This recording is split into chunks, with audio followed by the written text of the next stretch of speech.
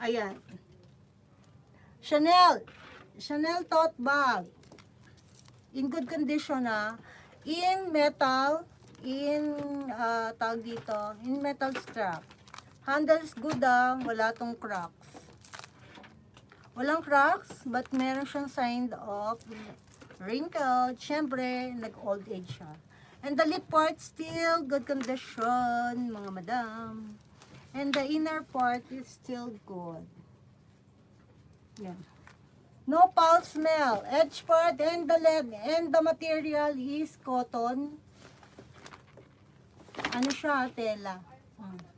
Edge part, no, no flows. Iyan.